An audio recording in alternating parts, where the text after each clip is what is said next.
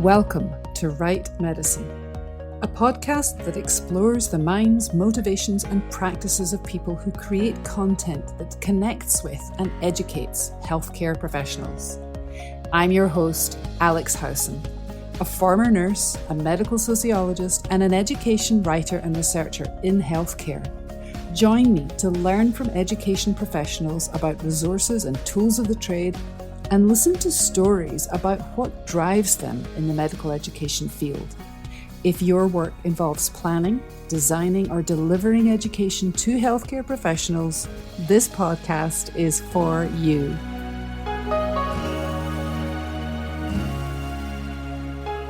Season 2 of Right Medicine is brought to you by CME Palooza, the bestest and freest online event for the CME community. Plus, you get two incredibly suave gentlemen. Okay, one incredibly suave gentleman. I'll leave it to you to figure out who that is. The fall agenda for CME Palooza is out now. CME Palooza, where the CME community hangs out. Hello and welcome to Right Medicine. I'm your host, Alex Howson, and we're back after a summer break. I hope your summer was filled with joy and rest and connection with people that you love.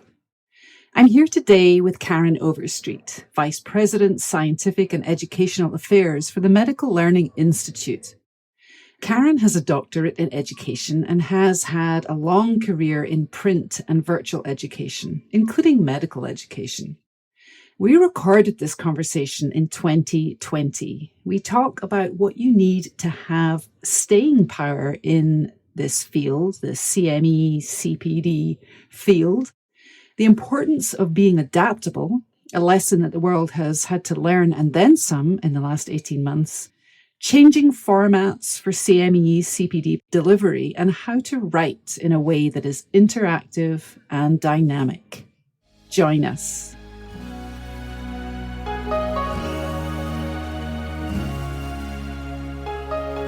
Hello. Welcome, Karen. Thank you, Alex. It's a pleasure to talk with you today. You've had a long career in print and virtual education. Yes. And I know that you did your doctorate in education at Temple University. Maybe you can share with listeners how you found your way into education generally and what pulled you there. Well, I stumbled into medical education, medical communications, as so many of us do. I don't know anyone who went to college and intended to work in medical communications or medical education. We all sort of just stumble into this field. And it started for me when I was working on my master's degree in drug information in New York. And one of my professors ran a small medcoms company, and he knew I was a good writer from being in his class. And so he hired me to do some freelance work for him. And so I didn't even know the medical communications field existed. I had no idea I could apply my skills in writing, my light for writing with my scientific background, starting out as a pharmacist. Right. So it was just a natural marriage of those two things, those two parts of my skill set that I really enjoyed. And started out working in a couple of different medcoms companies back in the days when you could do continuing medical education and medcoms in the same company. Was fortunate enough to take a job in Philadelphia with the first med ed company that became triple accredited back in the early 90s. I hate to say that. It makes me feel really, really old. But the first company that was ever accredited for physicians, nurses, and pharmacists. And about that time, I was offered the opportunity to get a doctoral degree in adult education and just jumped on it because I was jumping into CME with both feet without really knowing what I was getting into or what the company was getting into. That's so interesting. And I am conscious I did use the term long career in education. And that's not an age comment. I think for me, that's more about staying power. And so a couple of things I want to follow up on there. One is, what are some of the skills that people who work in the medical education space need to sustain that staying power? And the other question is, how you think adult education has changed over the last couple of decades. So maybe that's the place to start, looking at your clinical background and how you brought that into a very theoretical world of, education, looking at how that's changed and then what that tells us about what content creators need to create that sustaining power. Well, that's a great question, Alex, and a very multifaceted one. The communications world and the education world have changed so much over the last few decades. I mean, just since you and I started in this business, there's been evolving regulations. The ACCME standards for commercial support have changed several times, and they're changing again. The Pharma Code, the HHS-OIG guidance, the AdvaMed Code, the Senate Finance Committee hearings on CME, all of these things have shaped what we do. The certification of CPD professionals, the certification of medical publication planners. Both sides of the business have really evolved, and best practices are changing all the time. The evidence base that underlies communication and education continues to evolve, just like the clinical evidence base for all of the different therapeutic areas that we work in. And it's challenging to be able to keep up with the science of medicine as well as the science of education and communication. It's growing all the time, but that's what's kept me in it. It's fascinating to be able to learn different things. A supervisor of mine years ago used to say this, and it used to drive me crazy, and now I quote her all the time.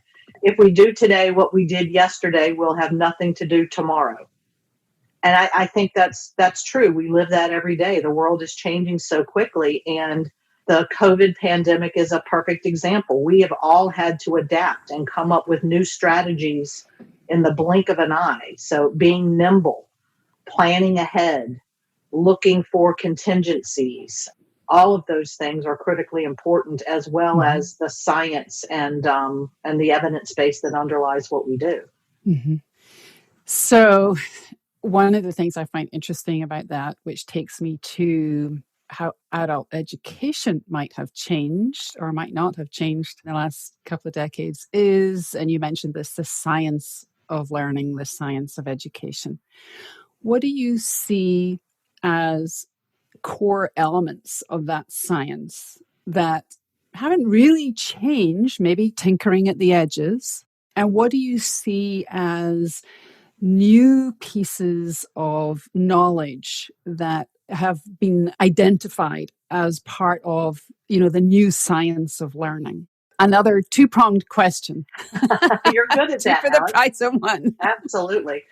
When you really boil it down, I don't think there's so much new, but it's more applying what we know and coming back to the pandemic, being practical, being just in time, giving clinicians what they need to know and giving them expert guidance on how to use it. I think so much of education and communication, whether it's CME or a journal article or an advisory board, so much of that content historically has just been a parade of p-values and a data dump. And I think we're well beyond the point when that's enough. Clinicians are so busy keeping up with the literature in their field and practicing medicine in a different way than they did before the pandemic. We've got to take it a step further and interpret the data for them. Give them expert advice on what to do with that data. Just knowing the results of a clinical trial aren't good enough. What do they mean? How do they use that for an individual patient?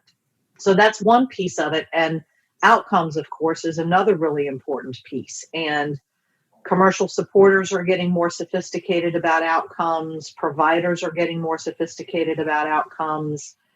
And just being able to come up with creative ways to assess the effectiveness of what we're doing cost effectively is really a challenge.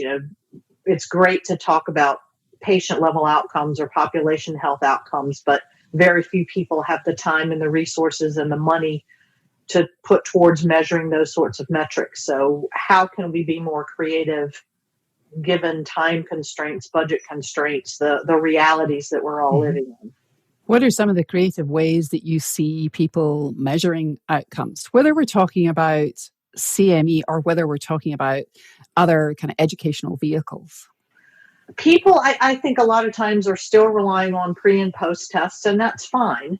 I think sometimes getting less volume of data through qualitative means can be more meaningful. Just talking to learners or readers or participants in an advisory board and asking them, what are you going to do differently based on the discussion we just had or based on what you just read?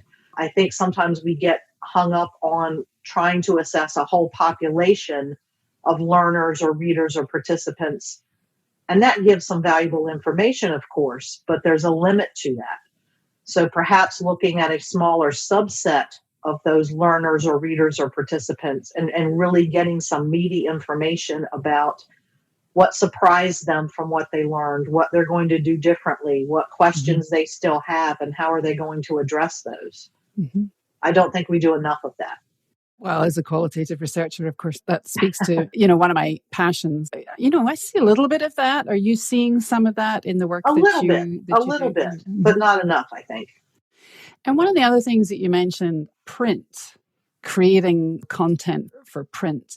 Do you think that's something that, sometimes there's a lot of angst within the CME world in particular around the value of print?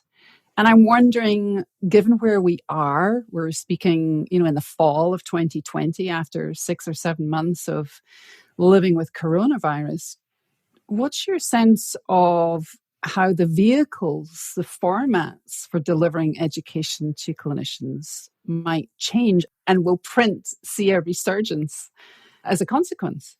Interesting question, Alex.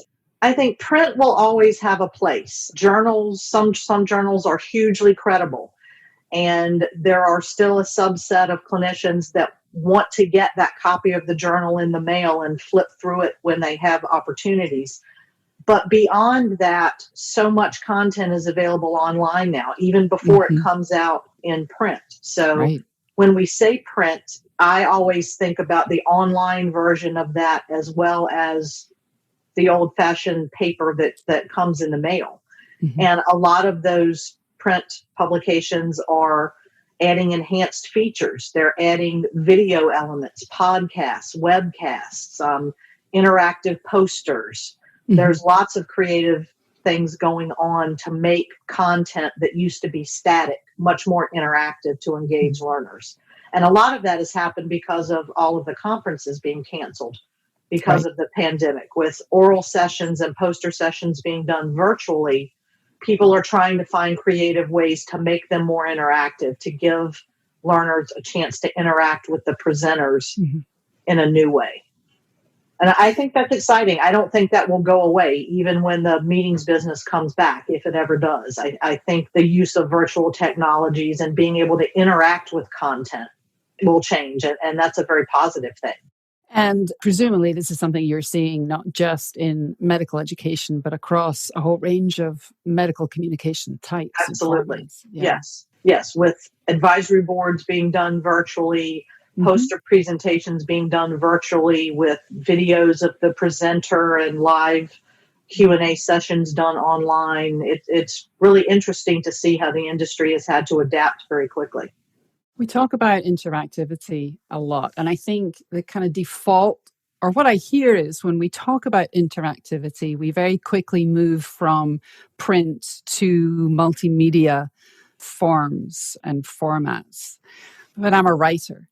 And I know you're a writer too. And so I'm interested in how can we talk about writing in a way that builds that interactivity into the words themselves and the way that we use the words? Another great question, Alex. You're obviously very adept at interviewing people. I think it's an important consideration. And I think writers need to think in smaller chunks. Those of us who started writing a long time ago are used to writing 5,000-page manuscripts that might have a few tables and a few figures. And we have to think a little bit differently. How can we get across the key messages in a way that will draw readers or learners in and keep their attention when they're so busy trying to keep up with the volume of stuff that they have to maintain to take care of their patients. So how can we be succinct? How can we be practical? How can we give them an opportunity to relate to a piece of content or only subsets of that content that are meaningful to them? Mm-hmm. So thinking about how to make the graphics more accessible. What can they download? What parts of something they're looking at on a screen can they blow up or download for their own use versus just reading a 10-page article?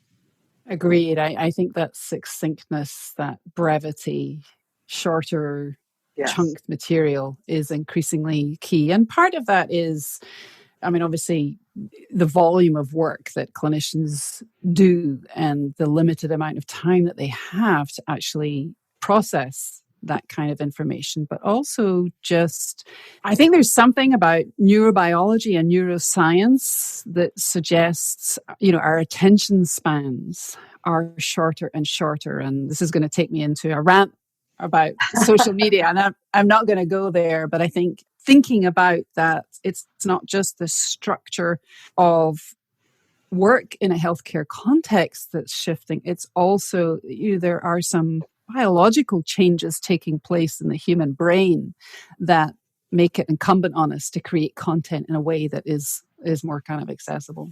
Yes, and digestible. You're absolutely right. Our attention spans are shorter. Technology in some ways is a wonderful thing. In some ways, it's really a detriment to thinking and learning, but it is what it is. So we have to continually think about being practical and relevant and helpful to learners when they've got so many opportunities and so many things pulling at their attention. Right. That practical piece, from your vantage point, how parsed out do you think education materials are for specific kinds of clinicians? So not just physicians, but also nurses, pharmacists. You're a pharmacist by trade and specialty and training. Can we do a better job of making sure that, or how can we do a better job, I think is a better question, of making sure that the content that we're delivering in education, whether we're talking about CME, whether we're talking about the wider education field, is just more targeted? What kind of audience analysis do we need to be doing in order to make sure that we're really getting to the people who need to use the material and we're showing them how to use the material?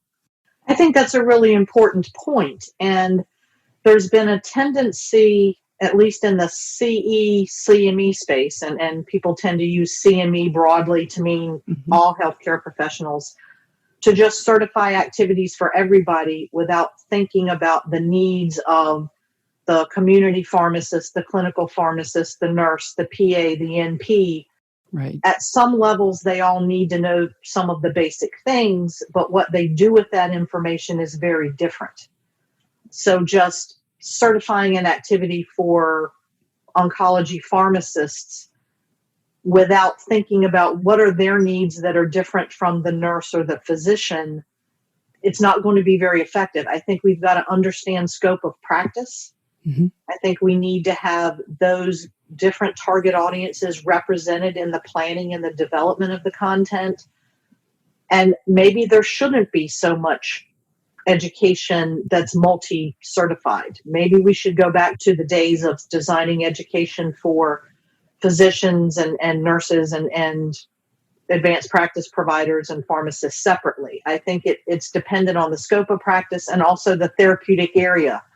In areas where advanced practice providers can prescribe and they have more authority, their educational needs are probably closer to those of physicians. But in other areas, that's not the case. And state by state, it's different too. So I think it comes down to really knowing the scope of practice of your target learners and getting them involved from the beginning in planning, whether it's an article or an advisory board or a CE activity.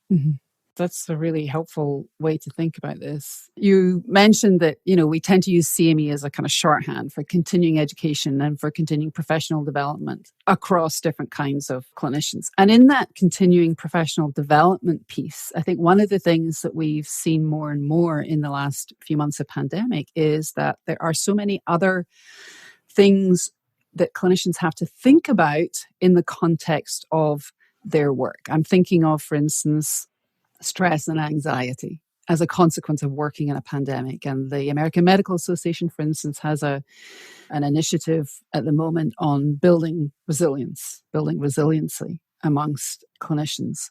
From your vantage point, what are some of these wider professional development pieces that those of us who work in medical education, whether we're talking about CME, whether we're talking about continuing education more generally, and whether we're talking about the broader field of communications, what are some of the things we need to be thinking about to support clinicians that are not therapy-based, that are not disease-specific, that are not about workplace organization, but are about self-care and sustaining a career, over a lifetime?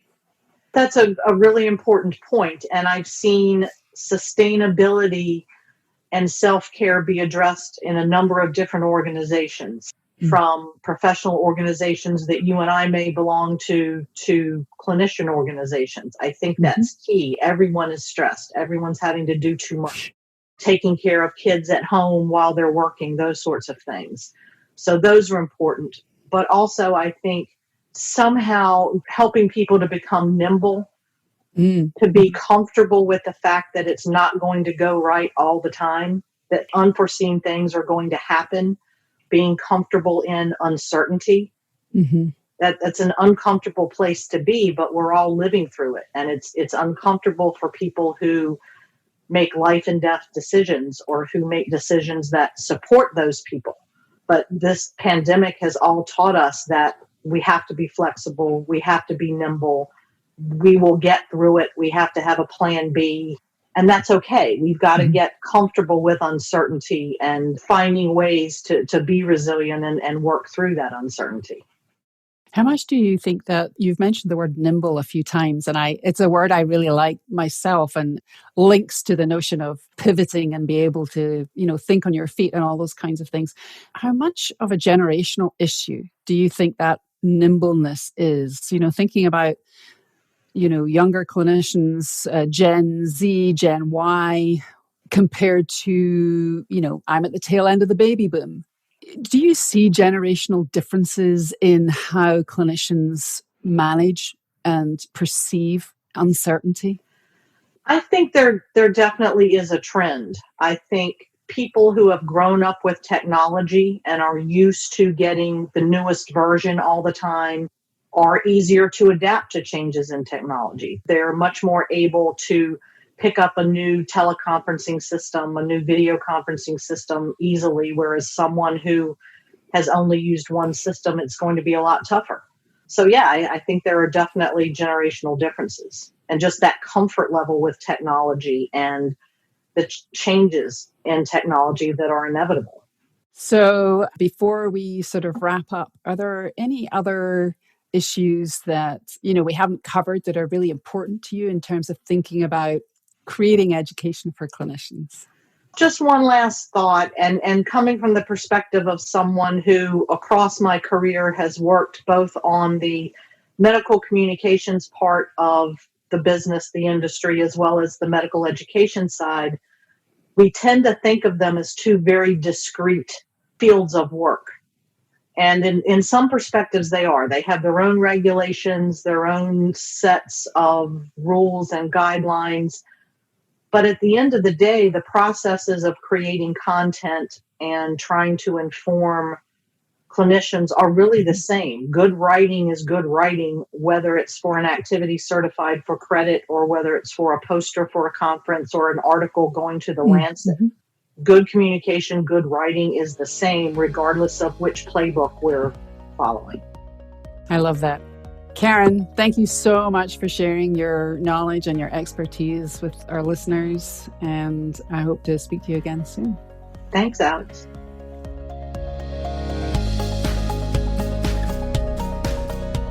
One of the big takeaways from this conversation is the need to create content in smaller chunks. We've certainly been seeing that in many activities over the last couple of years, perhaps even longer. And the CME CPD field is beginning to talk a little more about micro-learning. bite-sized learning snacks with very specific outcomes that have been used in other professional learning arenas for quite some time. There was a recent article in the Alliance Almanac that reviews some of the micro-learning strategies that the education community mobilized in 2020. There's a link to that article in the show notes, as well as links to other articles in the peer-reviewed literature that scope out the potential for micro-learning in education for health professionals.